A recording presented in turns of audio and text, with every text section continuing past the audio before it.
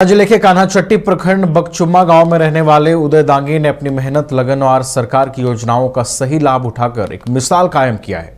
कभी गुजरात में प्रवासी मजदूर के रूप में लोहे की फैक्ट्री में काम करने वाले उदय कोरोना महामारी के कारण बेरोजगार होकर गांव लौट आए थे, लेकिन उन्होंने हार मानने के बजाय अपनी तकदीर खुद लिखने की ठानी। गांव में उनके पास 1 एकड़ बंजर जमीन थी जिस पर दशकों से खेती नहीं हुई थी, लेकिन उदय ने अपनी मेहनत से इस बंजर भूमि को उपजाऊ बनाया और ऑर्गेनिक खेती की शुरुआत की। उनकी लगन रंग लाई और 1 साल के भीतर ही उन्होंने न सिर्फ अपनी जमीन को उपजाऊ बनाया बल्कि आसपास की 3 एकड़ बंजर भूमि को भी लीज पर लेकर खेती शुरू कर दी। आज उदय 4 एकड़ में जैविक खेती कर रहे हैं और अपने भाइयों, परिवार की महिलाओं और गांव के 10 युवाओं को रोजगार भी दे रहे हैं। उदय की शानदार सफलता में केंद्र और राज्य सरकार की योजनाओं ने भी अहम भूमिका निभाई है। उन्होंने खेतों में आधुनिक तकनीकों को अपनाया और सरकार की कई योजनाओं का लाभ उठाया, जिससे उनकी खेती उन्नति की ओर बढ़ी। पीएम कुसुम योजना के तहत उन्हें डीप बोरिंग और सोलर पैनल की सुविधा मिली, जिससे खेतों की सिंचाई आसान हो गई।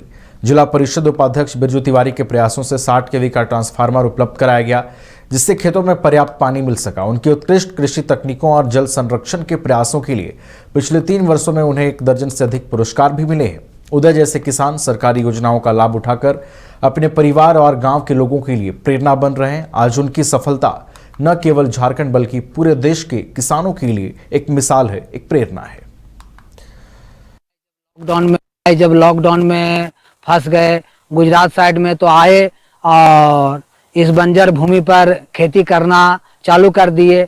तो हम लोग इसी के साथ खेती करना शुरू कर दिए। साथ में ही हम लोग भाई हैं और खेती कर रहे हैं।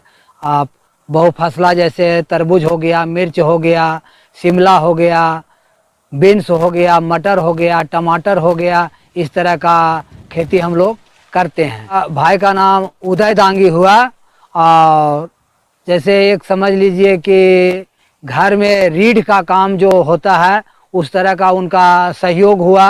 हम लोग लॉकडाउन के स्थिति में बिखराव का स्थिति होने जा रहा था, तो इस परिस्थिति में उन्होंने खेती करके घर को संयुक्त किया और बल्कि गांव में 2, 4, 10 युवाओं को रोजगार देने का काम किया। खेती जो है 90% 100% ऑर्गेनिक जी की खेती हो रहा है, यानी रासायन से मुक्त खेती हो रहा है। इसमें अधिक मात्रा में गोबर का प्रयोग, गौमूत्र का प्रयोग, बेसन का प्रयोग, गुड़ का प्रयोग, इस तरह से करके खेती किया जा रहा है।